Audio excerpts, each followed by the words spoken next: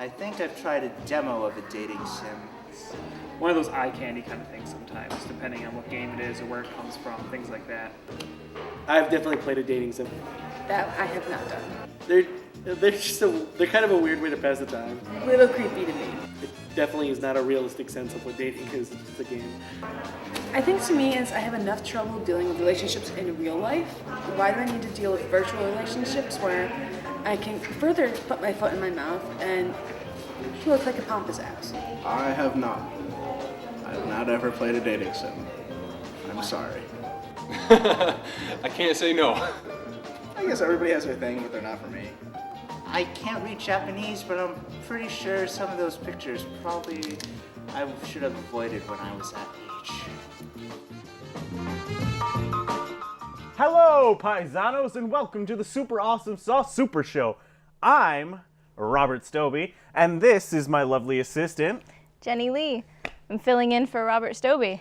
and I'm filling in for Nate Earl. On today's episode, we will be talking about dating sims, which is quite an interesting topic and actually very, very big. Could you just kind of explain more of what a dating sim is to our viewers? Well, a dating sim is basically a dialogue tree with a character that you play and a character that is the recipient of certain gifts and all sorts of other things. You can do like fetch quests to find them stuff that they want, like flowers that are like off in the mountains or whatnot. And you can also, you can go as far as to tell them that you love them all the time. That's different. Yeah. Okay, now kind of to give us a little bit of, where people are coming from, we did do a little bit of surveying. We did our, asked people questions, so we, got some response. And we found out that 2 people had played a dating sim and, 3 people hadn't. The people who had played them basically gave us answers that, it was just a way to pass the time or an interesting way to pass the time because it was so kind of strange. Or, was kind of a form of porn, if you will. On the other side of things, we saw people who, they thought it was rather creepy. And it was kind of, they were seeing it as, if they fail at this, it's basically a virtual relationship. They might, they've already failed at another one. They kind of feel that they're failing at, the relationship life altogether. Or, where some people see it, it's just basically, if you're going to play it, it's just an epic fail altogether. Yeah. So it kind of goes, both ways. What's your opinion on this whole deal? Well, as far as dating sims, I've really only played one, I think. Princess Maker 2, kind of a dating sim, maybe. You have an orphan girl and you raise her up to be a princess, and you marry her off to the prince that either pays you the most or who is the nicest guy. And I don't know, I played it to be a jerk, and I made my princess super fat, and I also married her off to a rich guy who didn't care about her. Well, of course. It's all about the money. It was great. It's all about the money. But as far as dating sims go, I think they're a little creepy. I'm kind of a little bit more taken aback at the recent controversy with dating sims as far as it being cheating and stuff like that. I think that it is cheating to have a virtual relationship that you put more time and effort into than your physical relationship that you have with another real person. I just think that could constitute cheating. What do you think about dating sims? Have you played one?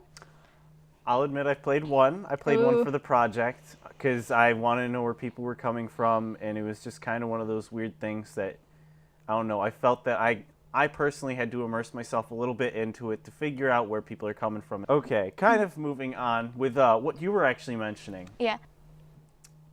There's this game called Love Plus, which is a huge ordeal about everything with, men cheating. Would you like to maybe elaborate a little bit more on it? It's you can get it on the DS if anyone's curious about it. Love Plus is basically an online dating, a dating sim for your DS, and there are a whole lot of things that you can do for these girls. You can, take them on dates, you can talk to them, you can give them gifts, and you can also, because the DS has a microphone in it, you can tell them that you love them over and over and over again. Some of the things that they request. It's quite awkward, in my opinion. There are actually a whole lot of really angry wives that have started making a big stink on the internet about how their husbands are addicted to this game. Some of their husbands are falling asleep with it next to their pillow. They can't leave it alone. They gotta have their love plus girlfriend wherever they go. And honestly, I think that's cheating in my book. I don't know. How do you feel about that? I feel very much the same way. It's one of those things that I feel that you can, just as you would be cheating with a Love Plus character, these guys are, like, as you said, they're sleeping with their Nintendo DS right next to them on their pillow. They're not just falling asleep, playing it. They're literally falling asleep with the game. And it's really, really kind of strange to me that, you can find someone that you love so much virtually as opposed to like an actual, if you have someone already. That's where I'm seeing the cheating coming in.